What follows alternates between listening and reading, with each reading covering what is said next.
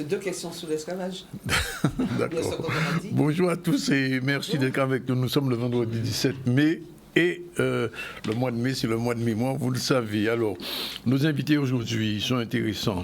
Oui, ils le sont toujours, mais celui-là encore plus. Eliane Cancel, metteuse en scène, bonjour.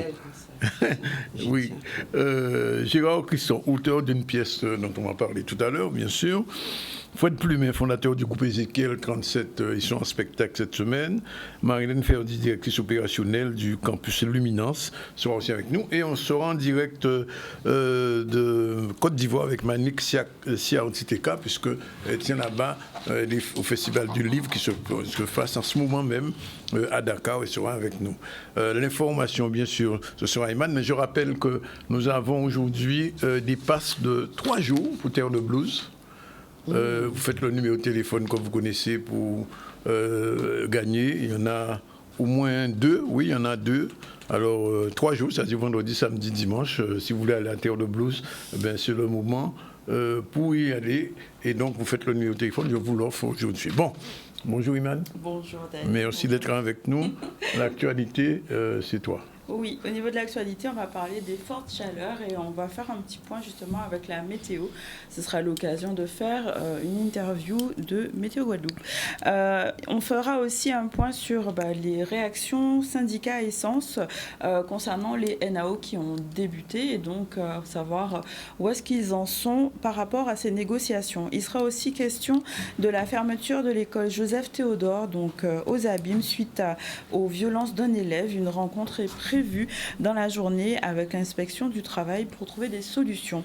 Et on fera aussi un petit point concernant les travaux d'amélioration du réseau d'eau sur la commune de Baïf et Saint-Claude avec la région. Voilà pour les titres. Et j'ajoute que hier, la fabrique de Lena Blue a été labellisée. J'y étais. Il y aura aussi un reportage là-dessus. C'est preuve que Lena Blue fait un très bon travail, puisque la DAC était là, il m'a dit que vraiment c'est très satisfait. Bon, mais voilà. On va commencer par nos invités par rapport au dernier festin des émigrés. Je vais parler de l'auteur Gérard Christon et de la metteuse en scène, Madame Cancel Arnel. Bonjour. On va voir tous les deux. Arnel Cancel. Bon. Bonjour. Bien. Alors, le dernier festin des émigrés ou les reliefs du triangle. Alors, pourquoi les reliefs du triangle? Les reliefs, c'est quoi? C'est les restes. Les restes, oui. Voilà. Oui. Tout simplement. Oui. Et du triangle, c'est pas la peine de définir le fameux triangle, bien sûr, de l'esclavage de l'époque. Alors, Madame Cancel, vous êtes une metteuse en scène régulière maintenant, parce que vous êtes souvent sur le devant de l'actualité. Il y a eu la période avec Géotier Archimède. C'est fini la tournée ou bien encore? Non, pas du tout. La tournée ne fait que commencer. Nous attendons des réponses, surtout pour l'Hexagone, parce qu'il faut rappeler qu'il y a une rue qui porte son nom dans le 12e arrondissement. Et on ne connaît pas son histoire, son combat pour devenir Géotier Archimède. Bon, alors donc il faudra y aller. Alors, le dernier festin, comment ça s'est passé pour le travail de mise en scène, de choix des comédiens, le casting, comment on dit? Eh bien, tout d'abord, je dois dire, quand j'ai eu en main cette pièce de Gérard Christon qui parlait de l'esclavage autrement, avec une volonté de vivre ensemble, de réconciliation, donc j'ai été séduite, j'ai dit tiens, on parlera autrement. Bien sûr, il y a les faits historiques. D'ailleurs, dans la pièce, ils sont présents. On ne peut pas faire l'impasse de tous les sévices de l'époque.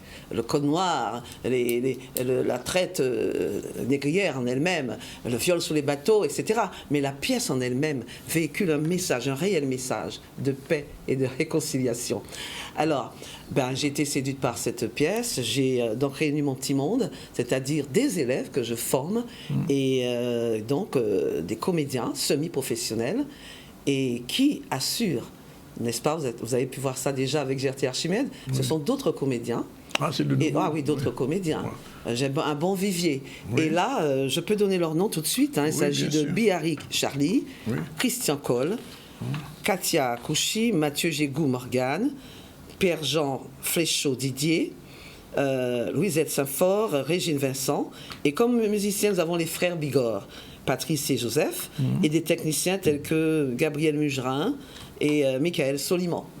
Voilà, donc avec cette équipe, nous avons mis en scène la pièce que nous avons d'ailleurs présentée au Festival de Cap Excellence il y a déjà une quinzaine de jours.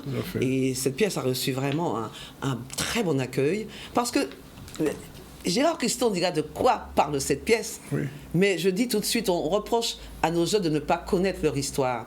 Et si notre société a tant de troubles actuellement qui, disons, affectent notre société, c'est parce que ces jeunes ne connaissent pas leur histoire. Ils ne savent pas le prix de la liberté, ce que nos ancêtres réduits en esclavage ont dû subir pour que nous soyons libres maintenant. Donc, s'ils le savaient, ils auraient lutté à leur tour, honnêtement, pour une vie meilleure. Donc, ces jeunes, je dis ça parce que souvent les parents, ils entendent parler de pièces parlant de l'esclavage, mais il faut parler de la réalité, il y a eu des sévices. Mais nous devons voir les choses autrement et aller vers une réconciliation, aller vers... Puisque ceux qui nous ont réduits en esclavage, leurs descendants ne sont pas vraiment responsables. Donc il faut aller de l'avant. Et la pièce de Gérard Christon va dans ce sens. Et c'est pour ça que je l'ai mise en scène. Alors, Gérard Christon, cette pièce, vous l'avez écrite un petit peu, enfin, d'après ce que je comprends dans le synopsis, c'est pratiquement presque quelques mois avant l'abolition. Nous sommes en 1847, en décembre exactement. Oui. Alors pourquoi avoir choisi cette date particulièrement? Tout simplement parce que je me suis toujours dit, et je le répétais souvent à mes frères, il n'est pas possible que ces gens qui dépendaient des colons blancs ne se soient jamais concertés pour sortir de là. D'accord. Car ils s'exprimaient, ils avaient tous leur langage, mais ils communiquaient entre eux. Les Noirs, les Nègres et les Indiens ils habitaient au même endroit. Et ensuite, ils n'étaient pas tous des bornés, des imbéciles. Ils n'étaient pas cultivés, mais ils avaient une intelligence, une sensibilité. Donc, ils se sont concertés pour se tirer d'affaire. Parce qu'ils savaient que l'abolition arrivait. Mais oui, ils ont... Est-ce qu'ils avaient déjà l'information ? Je me suis pas soucié de ça. Oui, je crois que quelques mois avant, l'information avait circulé quand même. La pièce commence avec l'information. Voilà. Mais si tu veux, quelque part, ce qui m'intéressait, c'est de se dire que ces gens-là, ils se sont parlé, ils ont échangé, et puis leur sort n'était pas extraordinaire, donc ils ont échangé pour voir comment ils pouvaient s'en sortir. Alors, comme ça m'est venu comme ça un soir dans la tête. Oui. Et donc, ça explique le titre, le dernier festin des émigrés. À la limite, entre guillemets, on aurait pu mettre le dernier festin des esclaves. Enfin, non, tu sais pourquoi? Oui, c'est ça. Les colons aussi sont des émigrés. Merci. Oui, c'est ce que j'ai expliqué. Il n'y a pas de fait ici. Mais c'est surtout les colons, voilà. Mais ce que tout le colon, je t'ai subi. Parce que c'était esclave assez... planteurs-là. Tout à fait. Esclaves assez grands, des caves en France-là, des grands sucriers. Tout à fait. Donc, veux-tu que... Non. Ces gens-là étaient peut-être au fond d'eux-mêmes des révoltés. Oui. D'ailleurs, si j'ai bonne mémoire, il y a une femme à Saint-Claude qui a libéré tous ceux qu'elle avait comme esclaves et hommes de couleur qui travaillaient pour elle, et elle leur a laissé son domaine. Oui. Je cherche le nom de cette femme, ça ne vit pas tout le temps. Mais non, et puis, de toute manière, à cette époque-là, on parlait des gens soumis en esclavage, mais les maîtres et les colons, on savait que les maisons n'avaient pas de porte. Hein. Donc les maîtres et les colons circulaient dans les maisons. Et oui, qui n'étaient pas la leur. Qui n'étaient pas la leur. Et on sait bien que, je disais ça l'autre jour à un béquet que je rencontrais, je disais, est-ce pas ça, sous pas ans, cette nègre? Mais tu sais que c'est très fréquent. De siècle en siècle. C'est-à-dire que le maître qui a un enfant avec une femme soumise en esclavage, l'enfant est métis. Voilà. Mais si l'enfant pas obligatoirement métis, revient avec quelqu'un de blanc, ben, les enfants reparaissent blancs, etc. Mais sans nègre, la rester qu'à continuer à couler. L'ADN, c'est ce qu'on appelle l'ADN. Alors donc, mais c'est quand même une fiction, Gérard. Bien sûr. Oui. Mais tu sais, j'ai été poète d'abord, j'ai beaucoup écrit la poésie. Et là, ça m'a pris comme ça un jour. Oui. Et je me suis mis à écrire cette pièce. Mais au départ, si tu veux, je ne savais pas comment les faire communiquer. Oui. Quand je me dis c'est délicat quand même, de quoi ils vont parler, sinon de leur misère, de tout. Mais c'est pas du tout le cas. Oui. C'est pas du tout le cas. Pour la mise en scène, ça a été compliqué? Oui, mais avant de parler de mise en scène, je vais rebondir sur quelque chose que tu as dit tout à l'heure, l'ADN n'a qu'à rester. Oui. Mais ils ont fait en expérience des jeunes entre guillemets de toute race, et ils ont trouvé ADN nègre dans tout. Parce que l'Afrique, c'est le berceau de l'humanité. Mais bien sûr. D'accord. Bon, alors, est-ce que ça a été facile? Oui, parce que mon équipe me fait confiance. Et ce sont des semi-professionnels qui sortent du travail, qui viennent répéter assez tardivement. Et je profite de l'occasion pour remercier monsieur et madame Ferrus de Contacaz, parce que c'est l'espace où je répète. Régulièrement. Je peux en disposer. Vraiment, je les remercie beaucoup. Ce sont des gens qui font pour la culture. En plus, ce sont des mécènes, pour ainsi dire. En tout cas, oui, parce que ces gens me font confiance. Les textes étaient appris. Et en plus, il faut dire que je pensais jour et nuit comment mettre en valeur cette pièce de Gérard Christon. Il est vrai que c'est une adaptation. Donc la pièce est là. Mais il a fallu expliquer, parce qu'on parle de Code Noir, un monde qui parle d'histoire en nous, même les jeunes ne connaissent pas l'histoire de leur histoire. Il y avait un très bon documentaire hier, mais ils n'ont pas regardé ça. Donc le théâtre, c'est un spectacle vivant. Le spectateur est aussi acteur, c'est un peu de cathartique. Enfin, il se retrouve. Hein. Alors, quand on montre le Code Noir, c'est l'abomination du Code Noir. Hein. Ensuite, les méfaits, la vente des esclaves, le viol sous les bateaux, les sévices, tout ça pour faire comprendre. Parce que quelqu'un qui ne serait pas de la Guadeloupe, enfin des Antilles, qui ne connaît pas notre histoire, parce que notre histoire, il ne faut pas oublier qu'on a longtemps occulté. Hein?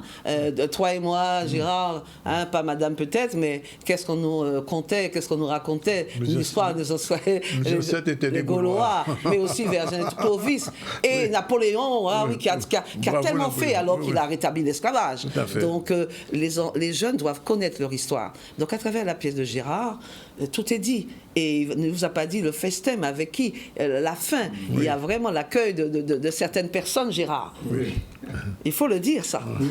Toutes les composantes de la communauté actuelle. Beaucoup, je n'aime pas parler beaucoup. Mais vas-y. Tu sais, c'est-à-dire qu'il y a l'arrivée d'une Indienne, c'est-à-dire vraiment une représentante de l'Inde, qui vient leur annoncer que chez elle, ça n'existe pas.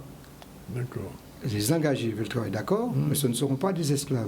Et l'autre point important, d'ailleurs, avec la mort de Kailash, j'ai appris tellement de choses, les engagés indiens étaient je ne sais pas, des protégés de leur pays.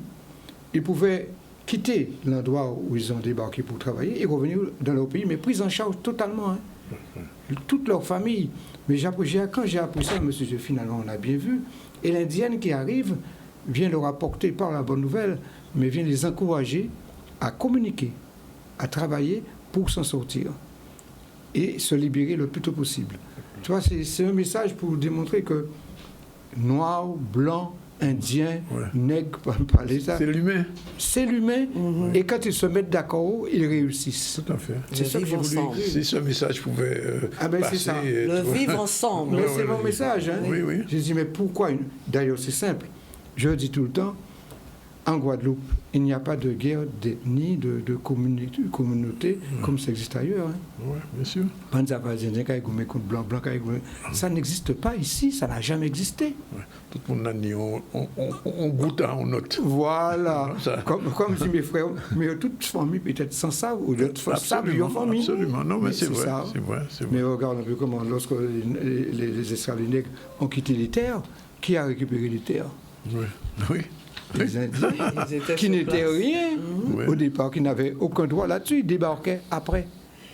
Ils étaient sur place au moment de la vente, oui, bon, pur. Alors, j'aimerais quand même quelques petites précisions pour nous, les gens qui vont voir la pièce. Alors, qui est Malouba et qui est Mikondo? Tu as écrit, mais je te dis, ce sont des noms. Mon frère m'a dit, oh là, on pense ces noms-là. Je les ai créés. Oui. Ah, d'accord. Je les ai créés, ces noms-là. Oui. Tu as dit. Vander Puzen, Malouba, Mikondo. Voilà. Vander Puzen, parce que j'ai fait mes études en Alsace, alors tu comprends bien, oui. C'est colon.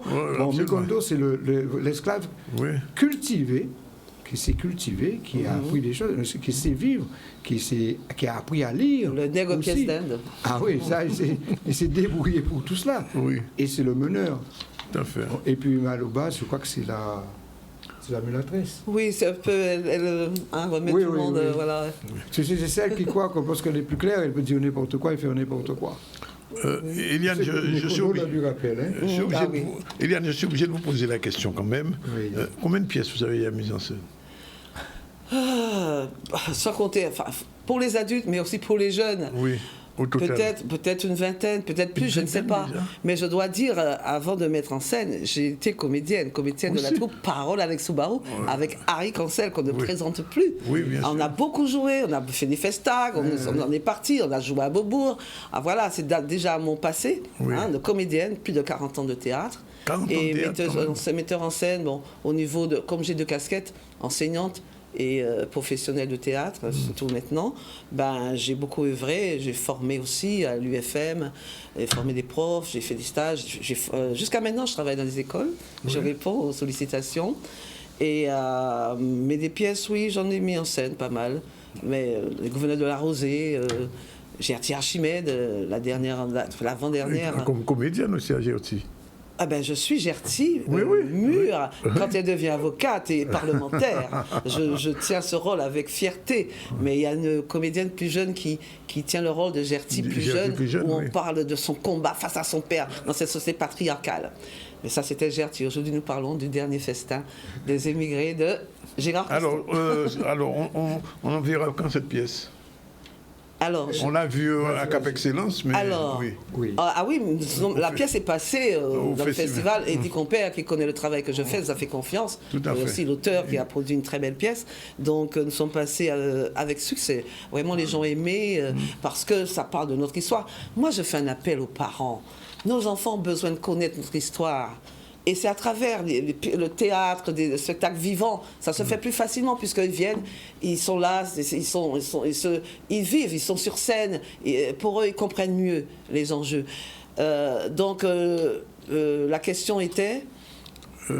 quand est-ce qu'on verra ça? Alors, ce samedi 18 mai... Oui. À l'auditorium Jérôme Cléry à Basse-Terre, à 20h. À Basse-Terre. Mais Basse-Terre, le fort, je pense. Où est-ce que, quand on pense à Delgrès avec son cri « Vivre libre ou mourir », Basse-Terre, c'est une vie d'histoire. Donc, les parents de Basse-Terre, emmenez vos enfants voir cette pièce. Le dernier festin des émigrés de Gérard Christon, cette pièce, vraiment, il y a l'actualité, il y a les faits historiques. Tout à fait. Mais aussi... il y a ce désir de vivre ensemble, communiquer aux jeunes, ce désir de réconciliation. C'est important. Donc je rappelle demain, 18 mai, à l'auditorium, ne devons pas passer par l'archipel, l'auditorium Jérôme Cléry, à Basse-Terre, à 20h.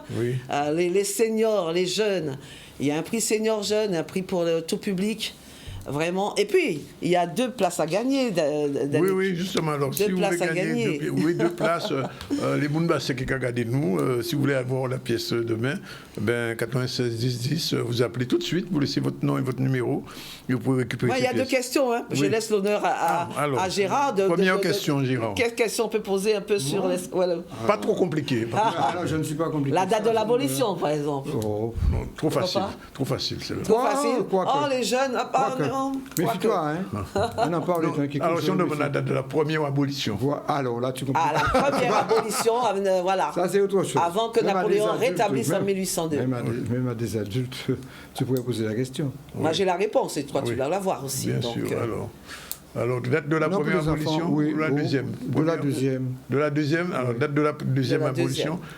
Alors, date précise ou bien simplement l'année ou bien le mois et l'année? Le jour, le mois, l'année.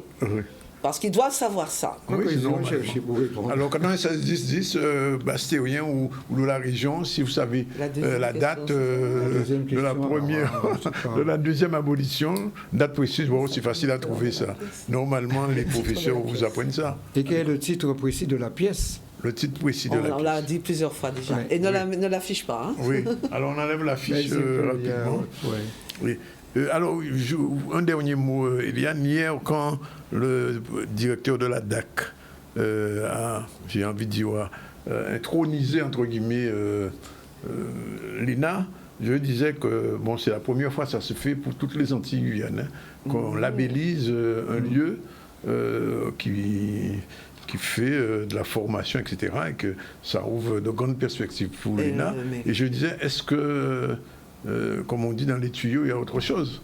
Alors, en matière, oui, on a déjà des appels. En matière de théâtre, peut-être je ne sais pas. Peut-être qu'un jour, il y a dit qu'Eliane... Je ne sais pas, je ne recherche 40 pas. pièces quand même, 40 ans de théâtre. Je ne recherche pas ça, non, dans toute humilité, non, pas du tout. Mais plutôt à transmettre. C'est pour la transmission. Mais ce que Léna va faire, c'est la transmission maintenant. Oui, mais Léna le mérite bien. Je l'ai connue enfant, parce que je suis l'une des premières danseuses de Jacqueline Cashmilton. Oui. Je l'ai connue, elle avait à peine 14 ans. Et puis Jacqueline a su la pousser. Maintenant, c'est une dame qui a quand on parle d'elle, au-delà de nos frontières, avec Bigidi, et puis, non, c'est extraordinaire. Elle le mérite bien. En tout cas, non, ce n'est pas mon objectif premier. Ça a dit quoi si on va dire non. Non, je ne dirais pas non, mais... Non, je ne dirais pas non, il faut être honnête. Oui. Mais c'est d'abord la transmission. Mais c'est nécessaire. Non, mais dans tous les domaines. Savoir qu'il y a un théâtre guadeloupéen, multiple. Il y a la danse, il y a le théâtre, il y a la musique. On a au moins trois niveaux qui sont intéressants. La danse, musique, théâtre. Un peuple talentueux, tout simplement. Oui.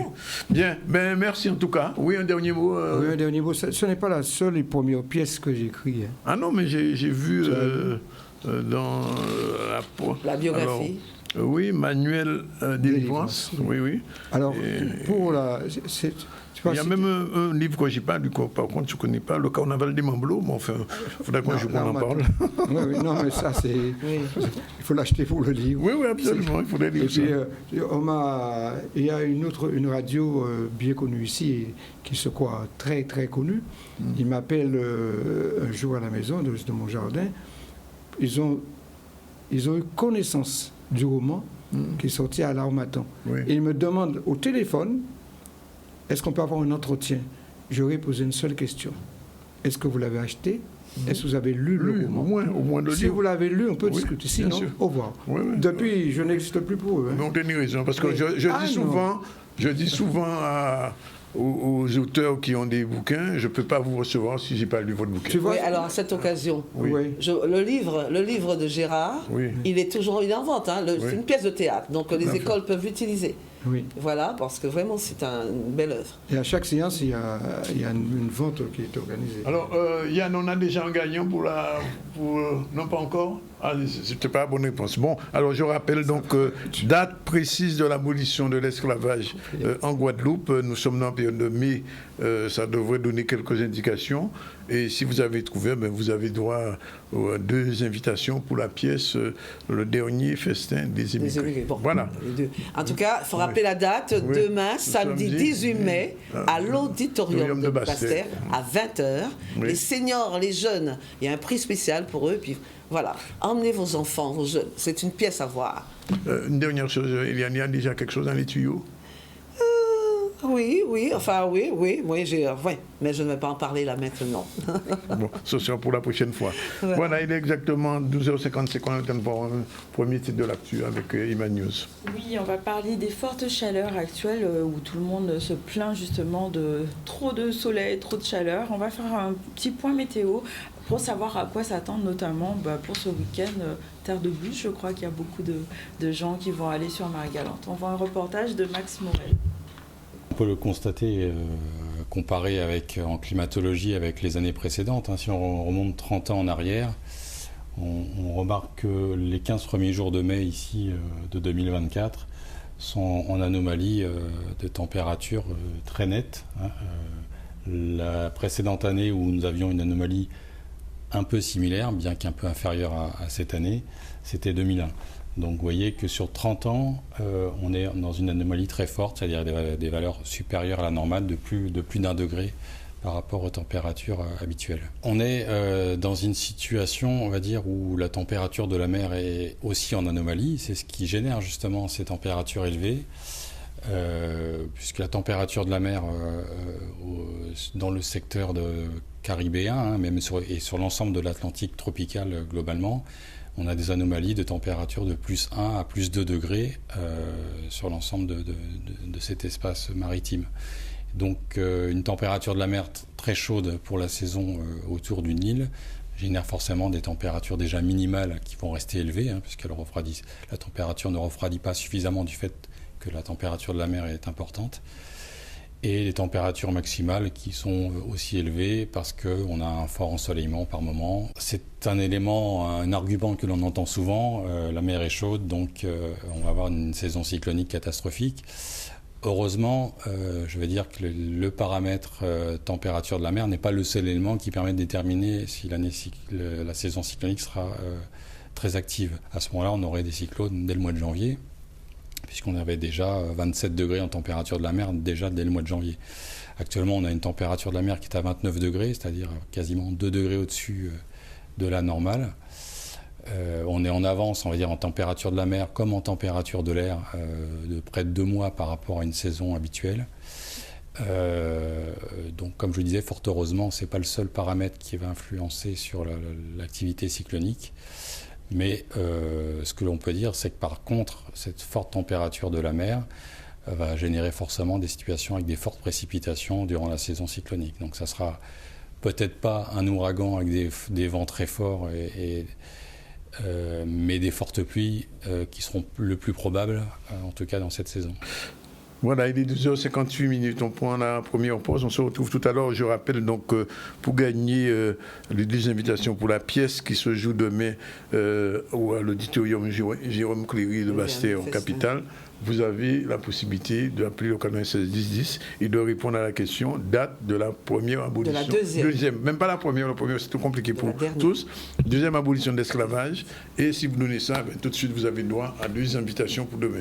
Pour les invitations pour les 3 jours de Terre de Blues, il y a encore 2 invitations, même 3. Alors, Porté-Manèvre, 96 10 10, et vous prenez le bateau ou l'avion et demain vous êtes à Mariana. C'est parti. Tout de suite. Oui. Je voulais juste dire que si tu as l'occasion, je dis que pour les jeunes de la Grande-Terre, cette pièce sera jouée au Ciné-Théâtre du Lamentin le 18 juin. 18 juin, d'accord. Je le dirai tout à l'heure. Au Ciné-Théâtre du Lamentin. D'accord. Ciné-Théâtre du Lamentin. Pour les gens de la Grande-Terre. D'accord. Mais à Bastère.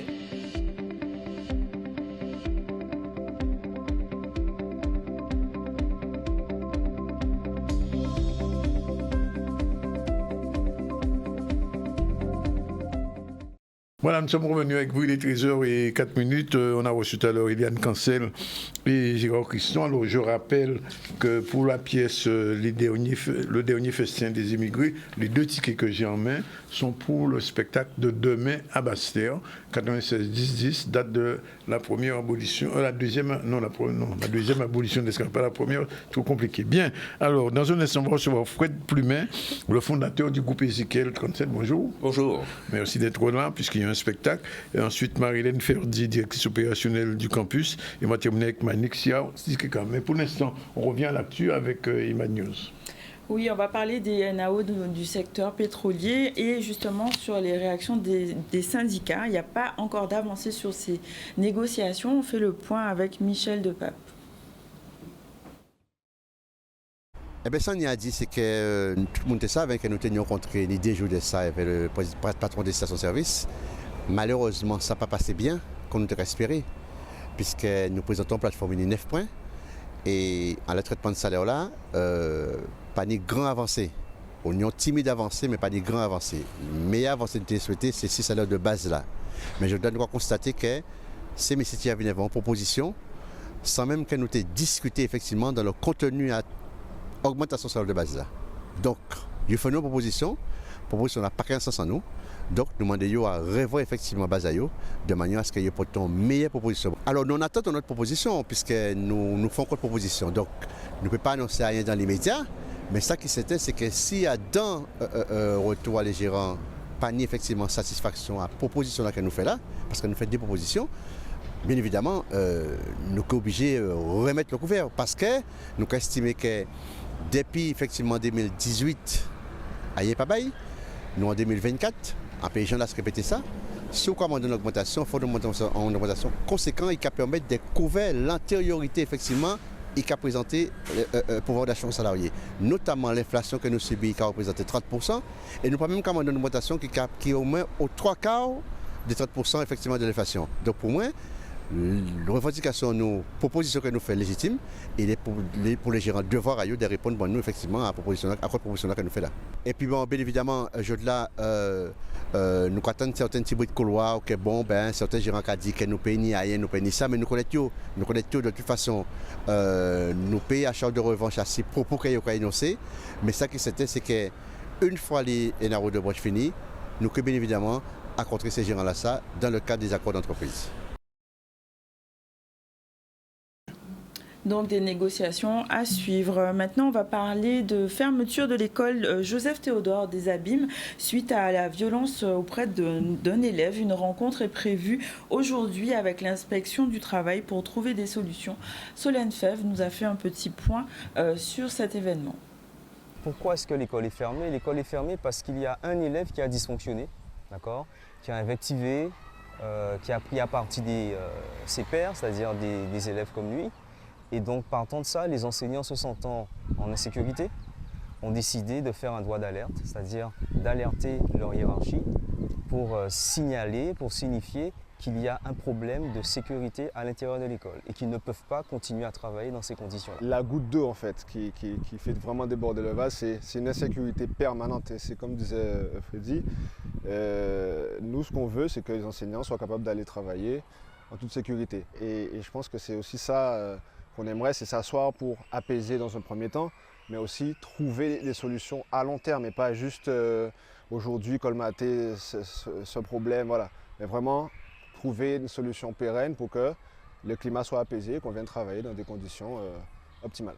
Ce qu'on attend de la réunion, c'est beaucoup d'apaisement. C'est que tout le monde s'assoie autour de la table et qu'on se dise quel protocole qu'on peut mettre en place au sein de l'école pour accueillir ces élèves de la maison de l'enfance, mais l'ensemble des élèves dans de bonnes conditions. Et que lorsqu'un enfant sort du cadre, qu'est-ce qu'on doit mettre en place, que chacun doit mettre en place pour que la sérénité et la sécurité soient restaurées dans l'école. On veut surtout entendre ce que les différents acteurs ont à dire sur le sujet, qui sont les enseignants qui sont clairement en situation là, la hiérarchie, la maison de l'enfant justement qui connaît un peu plus sur le sujet. Nous, on va d'abord écouter, parler, apaiser et ensuite tenter de trouver justement ces solutions à appliquer. Lorsque l'enfant arrive ici et qu'il franchit le portail de l'école, notre rôle à nous, c'est de l'éduquer, c'est de l'enseigner. Et ça permet donc de rendre hommage à l'ensemble des enseignants de Guadeloupe qui font ce travail. Par contre, on ne peut pas pallier les manques d'éducation, on ne peut pas pallier tous les travers que la société nous offre. Donc oui, l'appel est lancé pour que les parents puissent vraiment prendre conscience que l'enseignant est là pour faire avancer l'enfant, pour lui apporter une éducation et que son rôle à lui en tant que parent, c'est de bien dire aux enfants qui vont à l'école, vous êtes là pour apprendre, entendre, travailler. Et ça s'arrête là. Voilà, donc c'est quand même le rôle des familles, hein, on va dire, d'éduquer les enfants, toujours.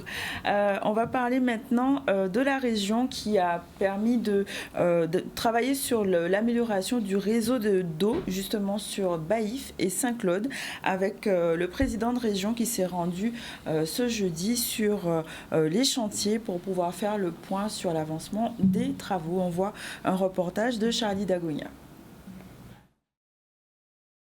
On est sur les travaux qui se déroulent sur la commune de Baïf. Ce sont des travaux qui visent à améliorer la distribution en eau potable en créant des étages de distribution, en réhabilitant le réservoir de Bellevue qui est alimenté par le réservoir de Bovis et en renouvelant des canalisations de distribution. C'est une opération à un peu plus de 2 millions d'euros hors taxe et qui permet de renouveler 2,6 km de réseau d'adduction et de distribution. Nous avons voulu effectivement faire ces visites pour constater un peu l'avancée des travaux. Nous nous sommes engagés à prendre des chantiers pour le compte du SMGAG. Et aujourd'hui, nous sommes vraiment très satisfaits de ces chantiers qui avancent. Nous sommes à plus de 65% de réalisation sur nos engagements et on espère en fin d'année pouvoir effectivement atteindre les 100%. C'est plus de 62 millions depuis 2022, je crois, que la région a injecté pour pouvoir accompagner les Guadeloupéens et surtout le SMGAG. Et nous allons poursuivre, comme le disait Mme Clissi, qui est notre directrice, à part des travaux sur Petit-Bourg, d'autres travaux sur Baïf et aussi sur Saint-Claude. Alors les travaux dans ce secteur touchent à leur fin. La pose du réseau principal est pour ainsi dire à 90% exécutée. Donc après quoi on va directement faire les essais de pression sur les canalisations pour pouvoir les tester. Une fois que les canalisations sont testées, on va faire la désinfection du réseau et ensuite procéder au basculement et au raccordement de ce dernier. Le tout n'est pas de faire des canalisations, mais il faut savoir un peu est-ce que la ressource est suffisante pour pouvoir alimenter ces canalisations. Et il s'avère que non, tout n'est pas encore puis on commence en aval. Alors quand il faut déjà commencer aussi en amont, régler le problème de toutes les fuites et des canalisations, parce que mon collègue Verger-Després, qui est un ancien de la Régie des eaux, connaît très très bien les captages. Pour l'instant, il n'y a qu'un captage sur lequel on peut compter, c'est le Pelletier. Nous avons des difficultés pour alimenter un certain nombre de territoires, mais tous ces travaux vont nous permettre vraiment de revenir à une situation normale progressivement. Alors en parallèle de ces travaux que mène la région, le département, nous avons aussi nos opérations actives de réparation de fuites, de renouvellement d'un certain nombre d'équipements, de rénovation de pas mal d'ouvrages. Et tout ça aussi, ça va rentrer dans la dynamique d'amélioration en continu des services de l'eau.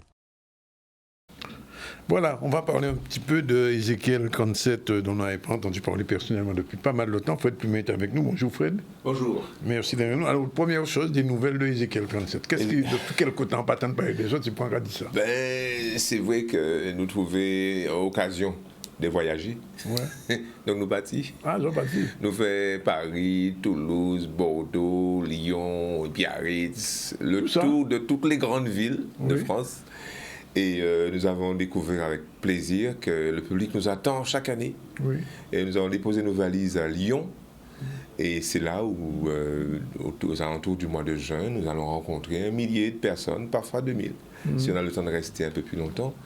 Et ces personnes, finalement, nous donnent la joie de poursuivre cette action que nous avons commencée aux Antilles. Mais ça fait combien d'années déjà, Ézéchiel? Ça fait 40 ans. Et c'est ce que nous avons fêté. C'est ça que j'étais en train de me dire.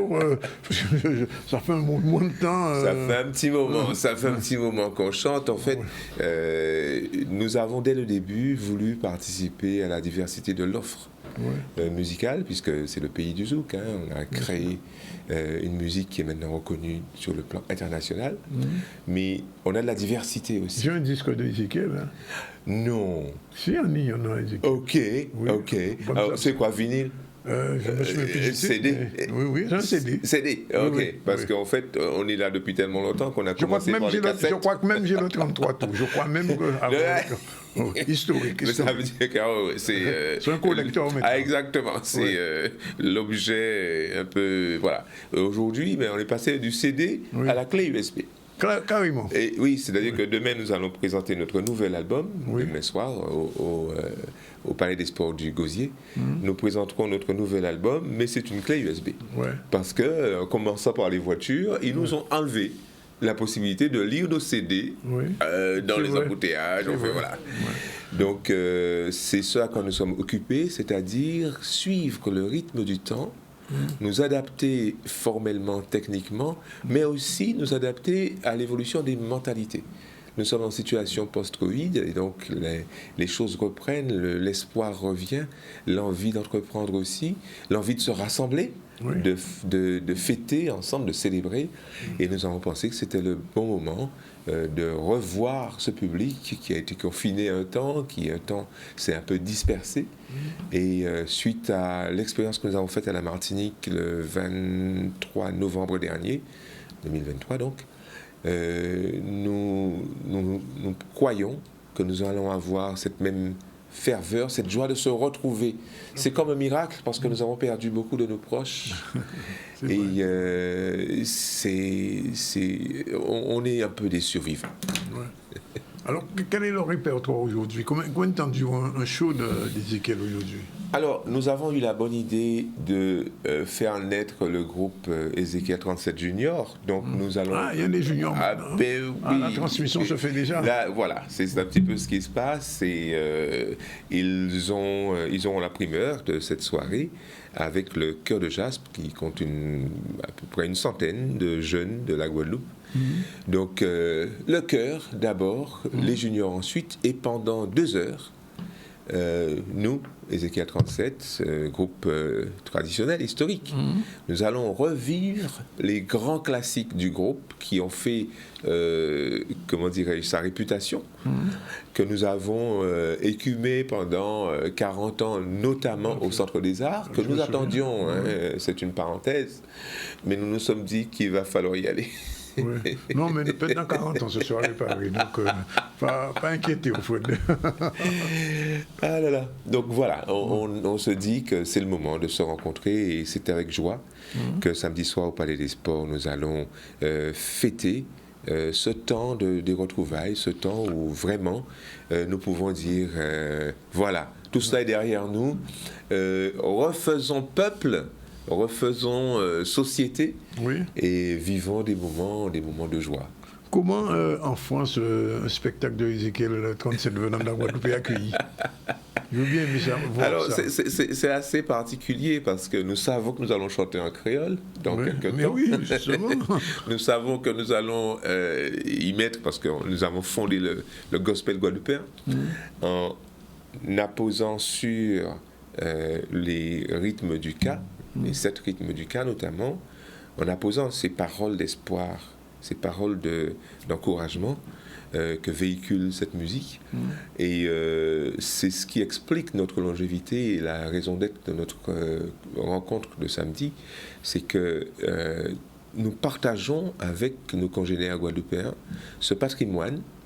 Et lorsque nous nous retrouvons en France, nous ne nous contentons pas de chanter les grands classiques comme When the Saints Go Marching, Swing Down Chariots, Nobody Knows, etc.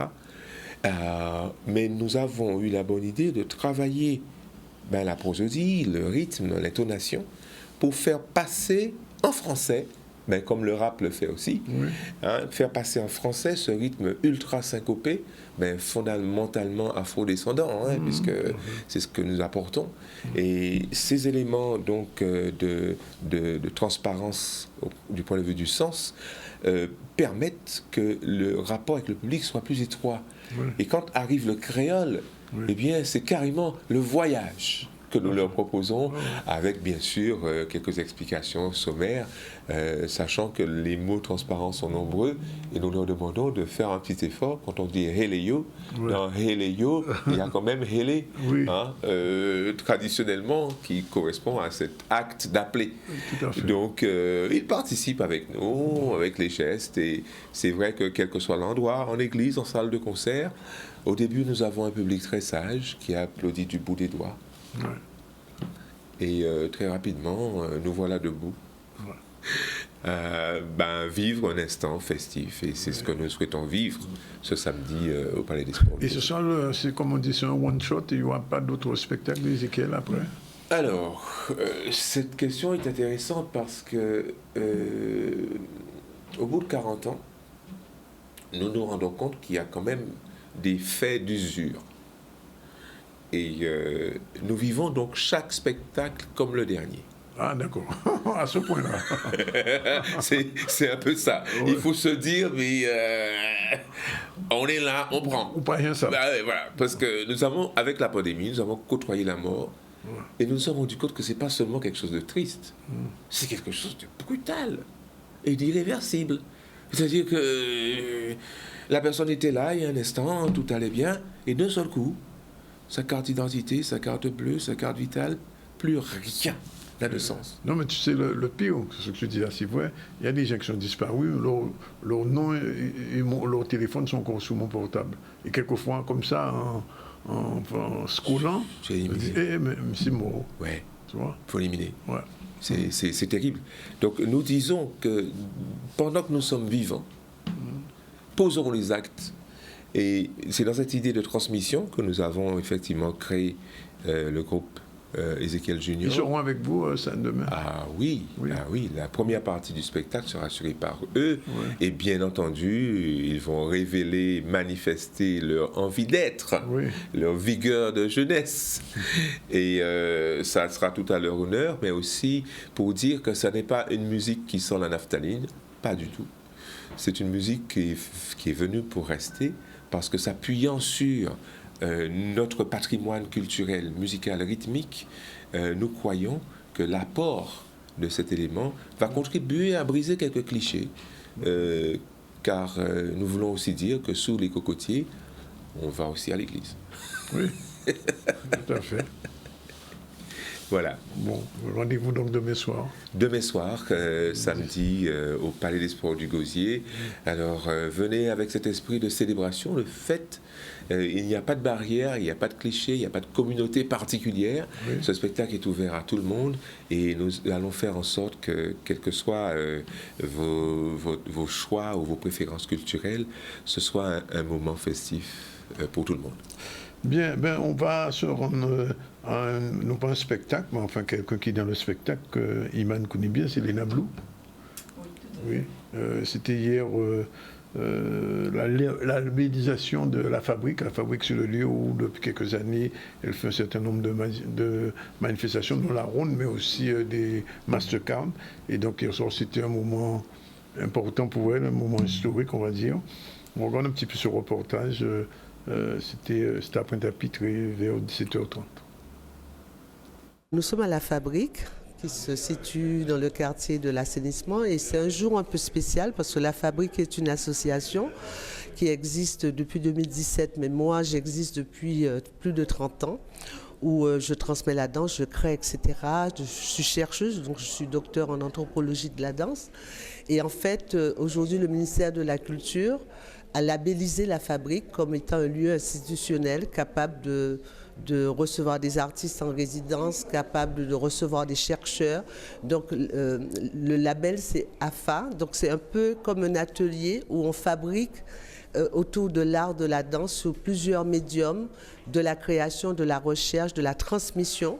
Et en fait, parce que je fais ça depuis des années, que maintenant ça a été reconnu par le ministère de la Culture et donc la fabrique est aujourd'hui signée, actée et labellisée. Alors nous avons signé avec la fabrique et Léna Blou une convention de fabrique artistique qui permet d'accompagner son projet, son programme d'activité avec à la fois des moyens mais aussi des objectifs communs. C'est précieux pour nous les artistes, parce que moi j'ai investi, on entend bien le terme investir, à la fois artistiquement et financièrement, donc privé, et en fait quand on est privé, on sort un peu de la marge, quoi.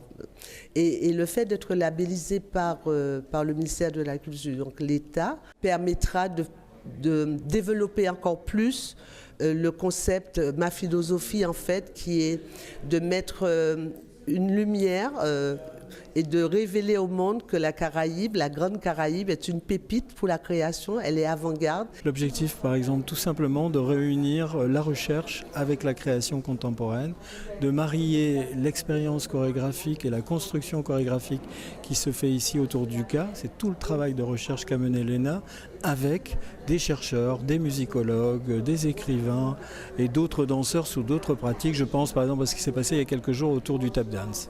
Être labellisé, je crois que je suis vraiment très émue et vraiment contente.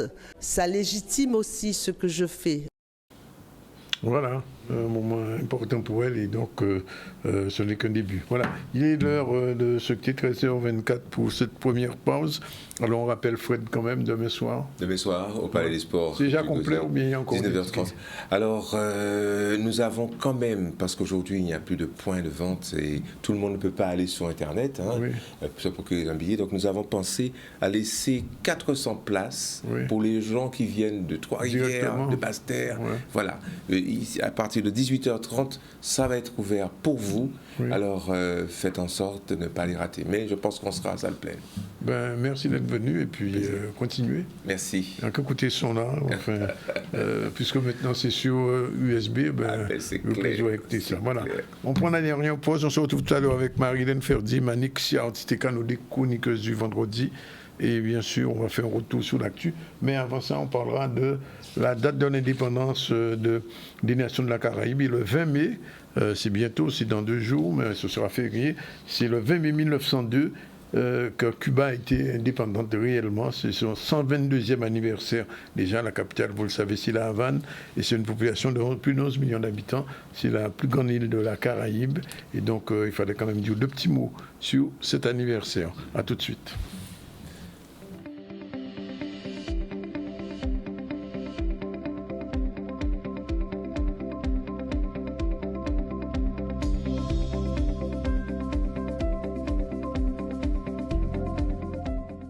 Voilà, nous sommes de nouveau avec vous, il est 13h31, vous le savez, le vendredi à cette heure-là, c'est le JCL du ZCL. C'est parti.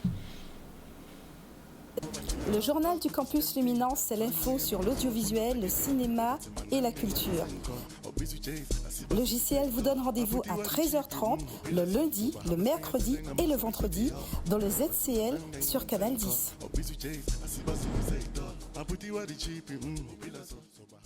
Voilà, il est déjà 13h30, on est vendredi, donc c'est le JCL. Bonjour Marie-Hélène. Bonjour Danick.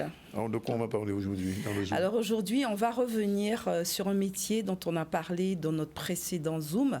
C'est le métier de directeur de production. On avait dit que c'est un métier en tension quand on avait présenté le métier de producteur. Et donc, on va déjà commencer par revenir sur ce terme de métier en tension. Alors, pour qu'on se mette d'accord, un métier en tension, c'est un métier pour lequel il y a un besoin rapide, immédiat, et pour lequel on ne trouve pas du tout de postulants. Et c'est pour ça qu'on dit il est en tension, parce que les besoins, c'est pour aujourd'hui. Alors, la particularité de ce métier de directeur de production, donc, il est en tension, pas seulement en Guadeloupe, mais on a constaté qu'il est en tension en Martinique et en Guyane, puisque on a reçu un certain nombre d'appels sur ces 3 territoires et en nous demandant, au niveau du campus, si on ne peut pas lancer un appel. Donc, nous, on a pris, donc au niveau du journal du campus, ce que je vous propose aujourd'hui, c'est de vous présenter les grandes lignes du métier, les missions, les activités, les compétences, les salaires, et voir à peu près les profils qui peuvent postuler et expliquer. Alors déjà, directeur de production, il faut déjà savoir, Danick, que la particularité, c'est qu'il n'y a pas de certification. J'avais déjà expliqué dans les précédentes rubriques que le problème que l'on a dans la filière audiovisuel et cinéma, c'est l'une des filières de formation où il y a très peu de certification. Et c'est le cas. Donc, qu'est-ce qu'on aura? Alors, vous vous souvenez, vous m'avez dit, mais quand il n'y a pas de formation certifiante, alors on fait quoi? Eh bien, il y a ce qu'on appelle des formations qualifiantes. Ça veut dire qu'on va axer la formation pour donner à des personnes des compétences. Bon. Après, on ne sait pas ce que ça vaut, hein, parce qu'au moins, quand on a un référentiel, un diplôme, on sait à peu près où on est en termes de compétences. Alors, qu'est-ce que c'est que le directeur de production? Alors, le directeur de production, Danick, c'est avant tout un gestionnaire. C'est quelqu'un qui va gérer les budgets. Donc, déjà avant le tournage, donc je vais situer, donc on appelle ça la pré-production. Pendant le tournage, jusqu'à la livraison, il devra gérer. Alors, lui, il arrive à quel niveau? Il arrive au 2e niveau. Donc, souvenez-vous, on avait dit que pour le métier de producteur, le producteur, la première chose qu'il fait, lui, c'est acheter un scénario. Donc, il va acheter un scénario dans les mains d'un auteur. L'histoire lui plaît. Il pense qu'autour de ce scénario, il pourra trouver des financements. Ça pourrait intéresser une structure de diffusion. Une fois qu'il a acheté ce scénario, il a obtenu des financements, il a pu récupérer des financements. Qu'est-ce qu'il va faire? Il va recruter ce fameux directeur de production. Et l'un des rôles qui est très important, c'est qu'il devra gérer le budget. Ouais. Alors, la difficulté du directeur de production, Danick, c'est qu'il va être entre 2 personnalités importantes.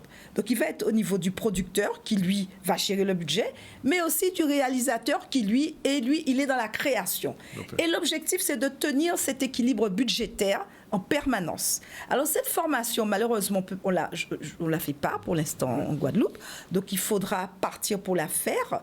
Et alors, ce qu'il faut, c'est qu'en termes de salaire, selon la convention collective, on est autour de 3 000 €. Alors, c'est fonction du tournage, fonction de beaucoup de choses. Alors, il faut savoir, c'est un métier qui demande avant tout des compétences en gestion. Alors, nous, la réflexion qu'on va avoir avec les différents financeurs, c'est de voir s'il y a une possibilité de faire cette formation. Mais il y a un aspect de cinéma qui est important, c'est que dans la pré-production, le directeur de production, il doit estimer le coût à partir du décryptage qu'il devra faire du scénario séquence par séquence. Donc, ça sous-entend que même si on a un BTS compta, on maîtrise la finance, il y a une connaissance du cinéma, du milieu cinématographique et audiovisuel à avoir. Oui. Et donc, certes, le profil le plus intéressant, c'est le BTS. C'est le BTS le BTS compta, parce qu'il maîtrise tous les aspects comptables. Mais après, il faut une formation complémentaire pour toute la connaissance du métier, les aspects et les conditions de travail, l'organisation de la structuration par rapport aux spécificités du métier. Et cette formation, dernière question, on peut la faire en Guadeloupe comme ça? Alors, il faut savoir que pour l'instant, il n'y est pas. Oui. Donc, c'est une réflexion, c'est un travail. Je sais qu'en Guyane, on a une grande discussion parce que je travaille beaucoup avec l'Université de Guyane. Ils envisagent de la faire. En Guadeloupe, moi, j'ai déjà lancé un appel parce qu'il y a vraiment une urgence. Alors, il y a des dispositifs pour faire ce genre de formation ponctuelle.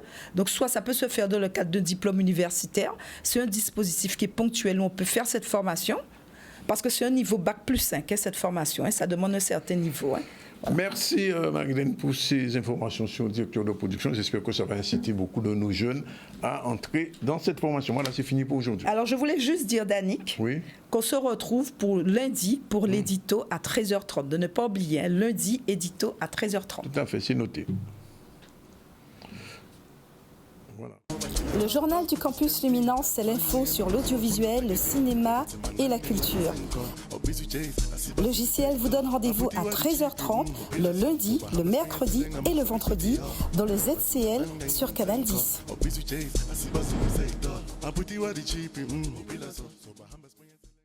C'est son neveu, mais voilà, il est exactement 13h38. On vient de quitter le logiciel du ZCL. Et là, maintenant, on va partir à Dakar. Pourquoi à Dakar? Parce que Manik Siaositeka, notre chroniqueuse du livre, en ce moment, peut-être qu'elle nous regarde. Salut Manik, là où tu es.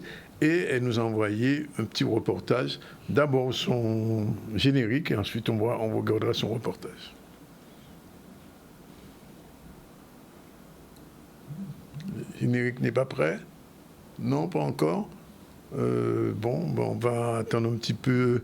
Alors, je rappelle que chaque vendredi, nous avons avec Manik Siaositeka une chronique sur le livre audio, puisqu'elle est responsable du livre audio. Et en ce moment, elle se trouve en Côte d'Ivoire, où il y a un salon du livre, effectivement. Et c'était l'occasion pour elle de faire le point un peu sur nos productions littéraires, nos contes, et tout cela en audio. Et depuis là-bas, Manik, qui tient quand même à rester en présence avec nous. Alors ça y est, c'est parti, son générique est prêt.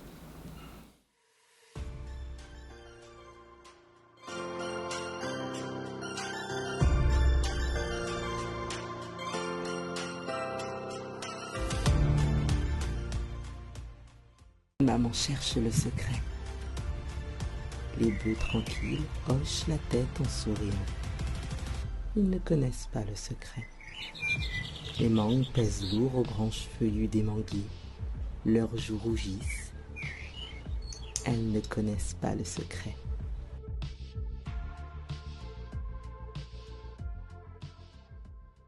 C'est pour ça qu'on a dit. Voilà, on va partir à Dakar et on rencontre tout de suite Manik. C'est parti. Bonjour Manik. Bonjour à tous, j'espère que vous allez bien.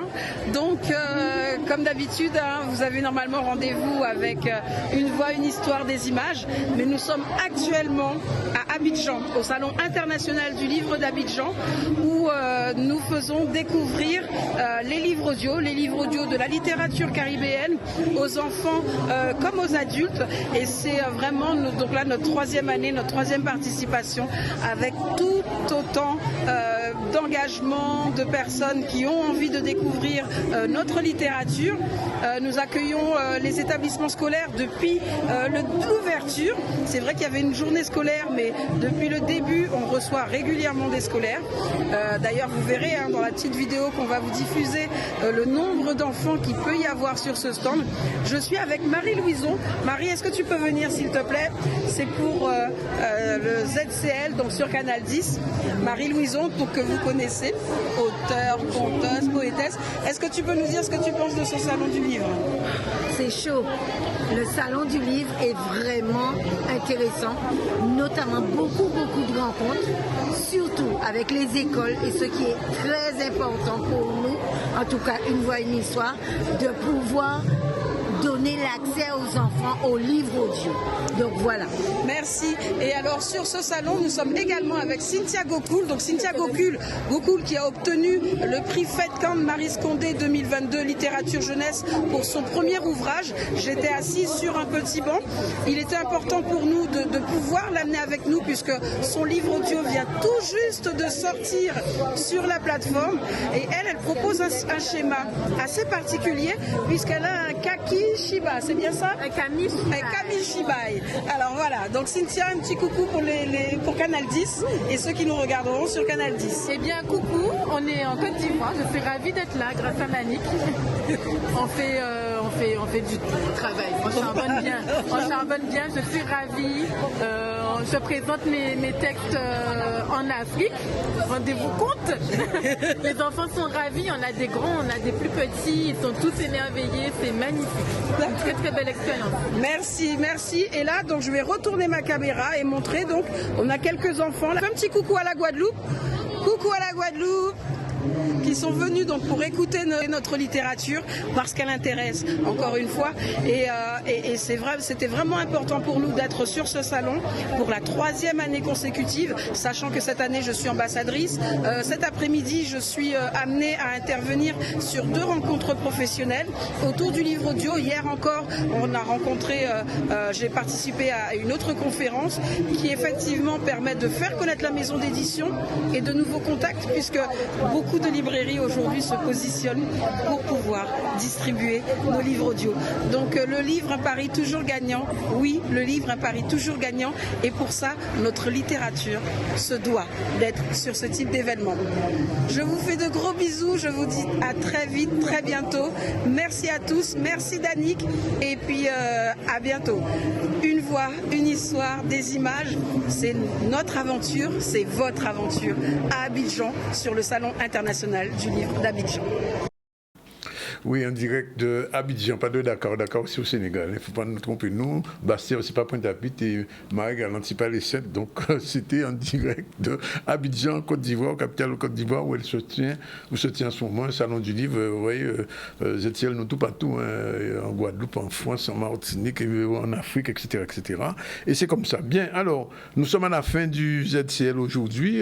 Il est déjà pratiquement 13h44. On va faire un petit rappel de nos invités du jour et rappeler aussi les manifestations.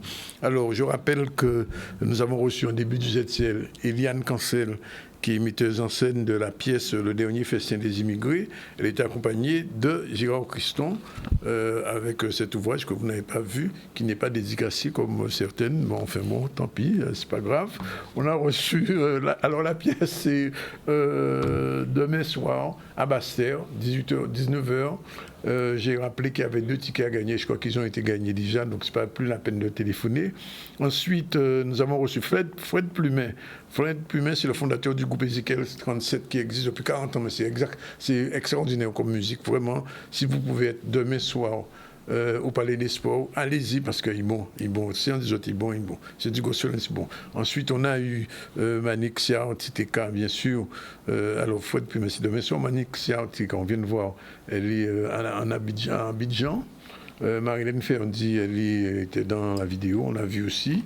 Et l'actualité, on va la voir, mais c'est avec Iman News qui est là. Et je rappelle, il reste encore 2 tickets de 3 jours pour le festival Terre de Blues pour aujourd'hui, samedi et dimanche. Vous avez la possibilité pendant 3 jours de voir du spectacle et c'est gratuit, 96 6000, 10 pardon, vous t'appelez et c'est gagné. Retour sur l'actu avec Iman. Avant de faire le petit retour sur l'actu, on va faire un hommage à M. Beaujean de Capesterre. Ah oui, c'est vrai, le reportage est prêt. Ah oui, tout à fait. Le reportage est prêt et les funérailles auront lieu cet après-midi. Donc on voit ensemble cet hommage rendu. Il fallait être là. Joël, c'est un ami de tous les Capestériens avant d'être maire. Joël représente beaucoup pour nous. Joël nous a appris la rigueur, le sens des détails et un grand cœur. Je le considérais très très très bien. C'était un bon docteur. Il était très gentil, très aimable. Et je l'aimais bien. Ah ouais, je l'ai connu tout jeune. Il était toujours gentil avec moi. Ben, Joël aimait Capesterre. Joël, toute sa vie, c'était pour Capesterre. Comme on dit, on est des hommes, on a des choix, des mauvais choix. Mais personne ne peut douter sur l'amour qu'il avait pour les Capestériens. Personne. Nous sommes tristes de perdre un ami. Je ne parlais pas de mère, ça c'est une autre vie. Mais Joël, c'était des journées interminables. 9h, 3h du matin, avec son petit mot quand tu parles. Attenbourg. Et ça restera gravé. Joël Beaujeune, c'était papa moi. C'est moi qui étais chauffeur, il restait 25 ans. 25 ans, j'étais chauffeur à Capesterre Bello. Pour moi, c'est moi qui mort pour là. Pour moi, c'est Paul Michel qui mort là quand il est là. Tout corps moi là, crasé là, là. Depuis on s'en pas dormi. Alors là où il est là, la souhaité force et courage, piqué B, pour avoir nous de Capesterre toujours. C'est le travail qui a été fait pour la Guadeloupe, pour Capesterre. Personnellement, ça fait 43 ans que Joël et moi, nous sommes ensemble. Et nous avons fait du bon travail pour la Guadeloupe. C'est le premier qui a soulevé le problème du chlordécone en Guadeloupe pendant qu'il était député. Et avec lui maintenant, quand j'ai soulevé le problème de l'eau en 1993, vous vous rendez compte, depuis 1993, que j'attire l'attention des services de l'État et des politiques sur le problème de l'eau, nous sommes en 2024, aucune solution concrète n'a toujours pas été trouvée. Eh bien, je demande au président et au directeur et à l'ensemble de ceux qui sont responsables des hôpitaux en Guadeloupe qu'on donne à l'hôpital de Capesterre Bello le docteur Joël Beaujeune. Voilà, donc c'était l'hommage rendu. On souhaite toutes nos condoléances à sa famille. Concernant l'actualité, on a fait justement le point par rapport aux fortes chaleurs. Une interview de Météo Guadeloupe qui explique un peu les températures élevées et à quoi s'attendre en matière de saison cyclonique. On a aussi fait le point sur les NAO du secteur pétrolier. Pas d'avancée sur les négociations et affaires à suivre donc, sur ces négociations qui sont toujours en cours. Il était question aussi de la fermeture de l'école Joseph-Théodore des Abîmes suite aux violences d'un élève. Donc une rencontre est prévue dans la journée avec l'inspection du travail pour trouver des solutions. On a fait aussi un point sur les travaux d'amélioration du réseau d'eau sur le secteur de Baïf et de Saint-Claude avec la visite du président de région.